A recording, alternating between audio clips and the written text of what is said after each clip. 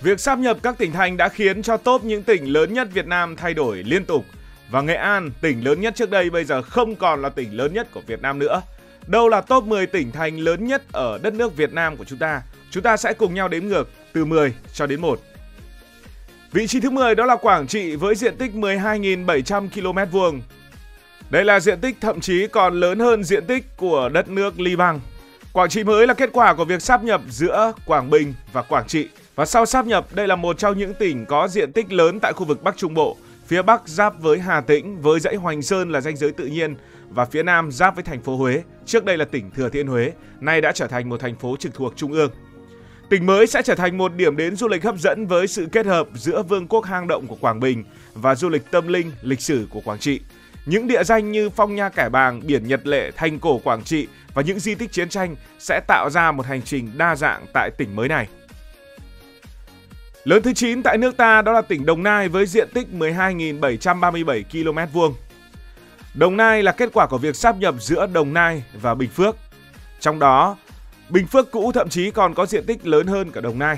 Việc giữ thành phố Biên Hòa làm trung tâm hành chính là hợp lý vì Biên Hòa là một thành phố phát triển, có vị trí chiến lược gần thành phố Hồ Chí Minh với cơ sở hạ tầng hiện đại và vai trò đầu mối kinh tế của khu vực Đông Nam Bộ. Tỉnh Đồng Nai mới sẽ là một tỉnh năng động, kết hợp giữa sức mạnh công nghiệp của Đồng Nai cũ với những khu như là Long Thành, Nhơn Trạch với tiềm năng nông nghiệp và tài năng đất đai của tỉnh Bình Phước. Điều này tạo ra một nền kinh tế đa dạng từ sản xuất công nghiệp, dịch vụ đến nông nghiệp quy mô lớn. Tuy nhiên, tỉnh mới có thể đối mặt với những thách thức trong việc cân bằng phát triển giữa những khu vực đô thị như Biên Hòa, Long Thành và vùng nông thôn miền núi từ Bình Phước cũ. Diện tích lớn thứ 8 của Việt Nam bây giờ đó chính là một tỉnh ở biên giới phía Bắc, tỉnh Lào Cai. Lào Cai là kết quả của việc sáp nhập giữa tỉnh Lào Cai và Yên Bái. Trung tâm hành chính đặt tại Yên Bái bây giờ. Tỉnh Lào Cai mới có địa hình chủ yếu là đồi núi chiếm khoảng 80% diện tích với những dãy núi cao. Điểm nổi bật đó chính là nóc nhà của Đông Dương, đỉnh Phan Xipang và các cao nguyên như là Bắc Hà hay là Sapa. Đồng bằng và thung lũng nhỏ nằm rải rác chủ yếu tại khu vực Yên Bái.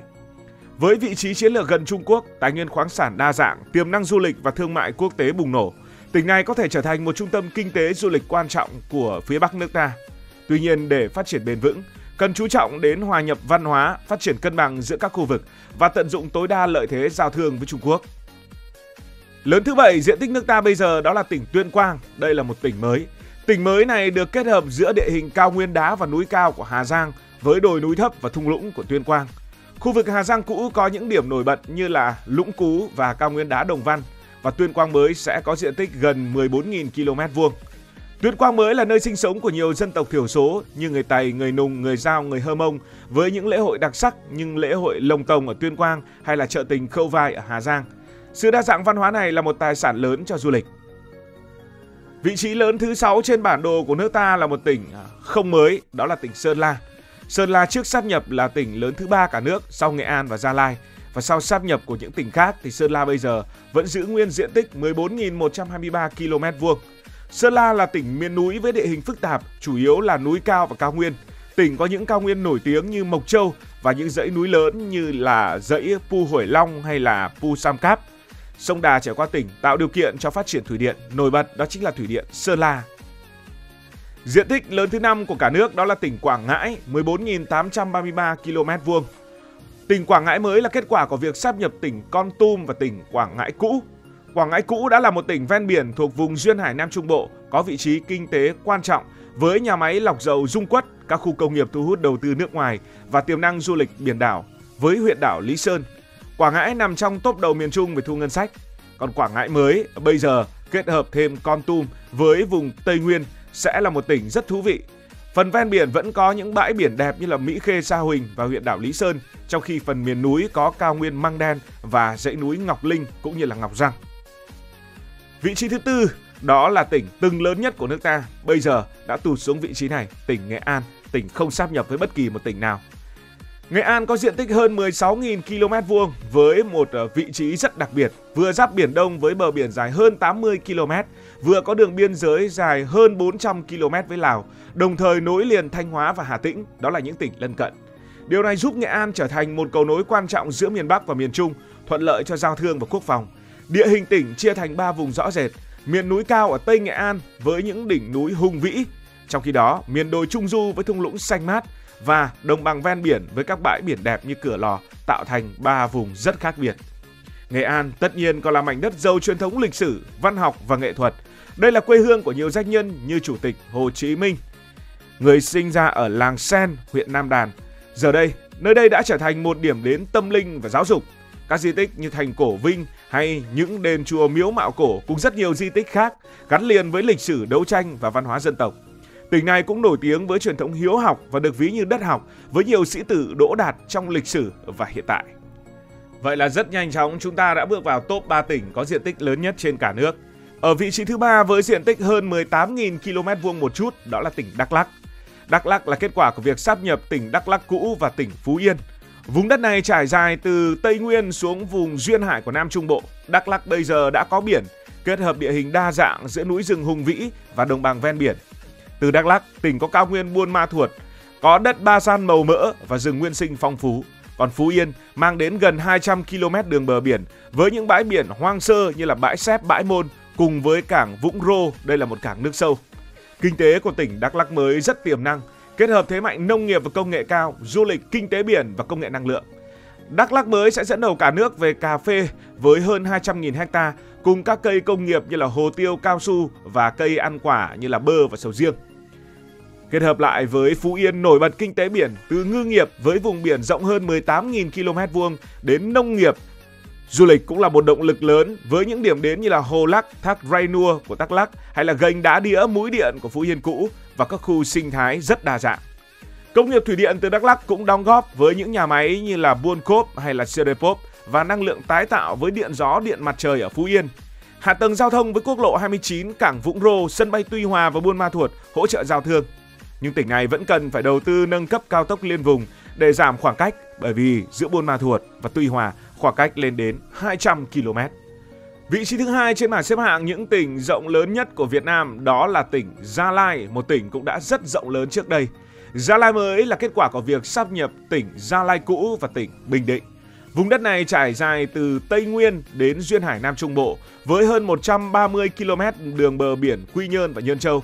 Tỉnh này còn giáp Campuchia với 90 km đường biên giới. Với khí hậu đa dạng từ nhiệt đới gió mùa đến nóng ẩm hỗ trợ cho cả nông nghiệp và du lịch. Tỉnh Gia Lai cũng là cái nôi của phong trào Tây Sơn và võ cổ truyền Bình Định, gắn liền với tên tuổi của người anh hùng áo vải Quang Trung Nguyễn Huệ. Và khi Nguyễn Ánh đánh bại Tây Sơn thì một phần của vùng đất Bình Định xưa mới có tên gọi là Bình Định. Có lẽ tên này chưa hay nên phần nào đó không tiếp tục tồn tại. Kinh tế của Gia Lai mới rất phong phú, kết hợp nông nghiệp công nghệ cao, công nghiệp năng lượng, du lịch và kinh tế biển. Gia Lai mới sẽ là một tỉnh có những diện tích đất nông nghiệp chuyên canh công nghệ cao, trồng bơ, sầu riêng, cà phê và hồ tiêu. Tỉnh này kết hợp với những tiềm năng vốn có của Bình Định với cảng Quy Nhơn tiếp nhận những con tàu to và kinh tế biển từ nghề ngư nghiệp đến năng lượng tái tạo như là điện gió và điện mặt trời. Ở vùng Tây Nguyên thì công nghiệp thủy điện là thế mạnh với những nhà máy của Gia Lai mới như là Yali và Sesan3 cung cấp năng lượng cho toàn vùng. Du lịch với Pleiku và những điểm sinh thái như là biển hồ núi Hàm Rồng ở Gia Lai kết hợp với Quy Nhơn, Nhơn Châu và các di tích Chăm ở Bình Định sẽ thu hút hàng triệu khách du lịch.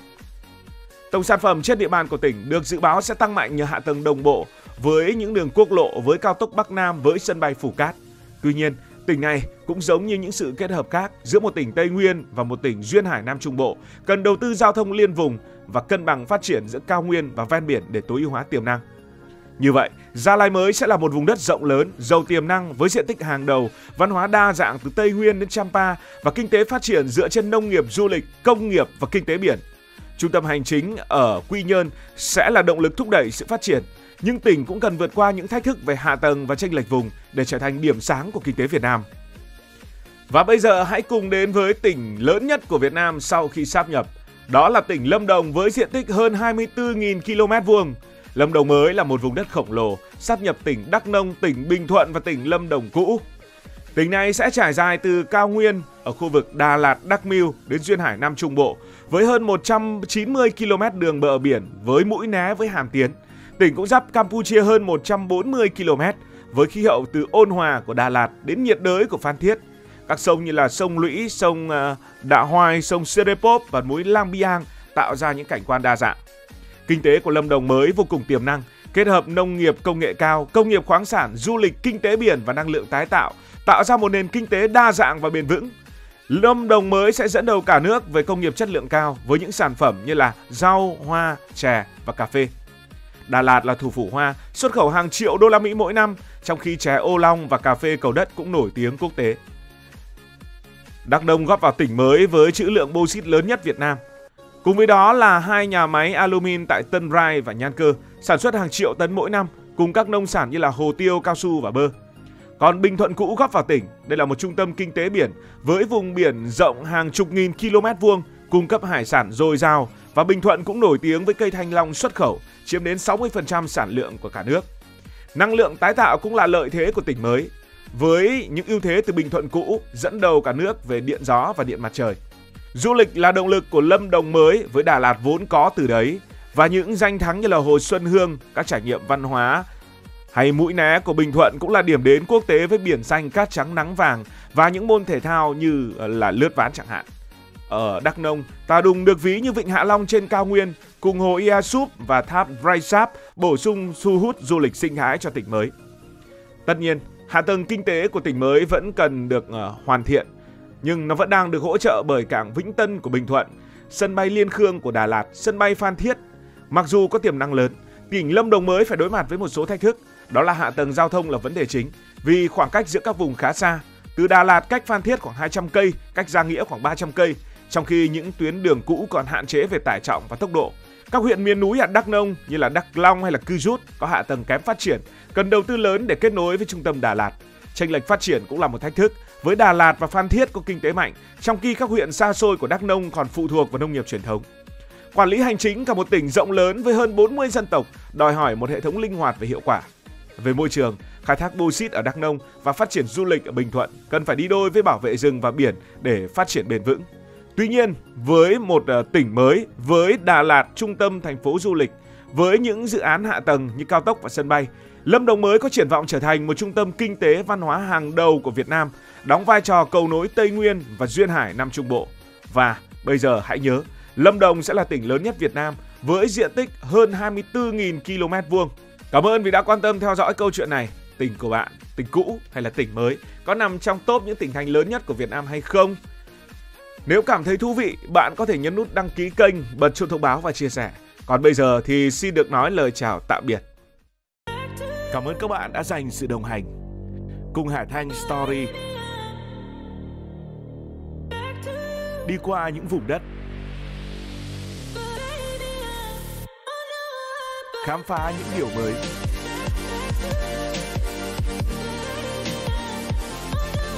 Đừng ngần ngại, hãy để lại những góp ý và xin được hẹn gặp lại.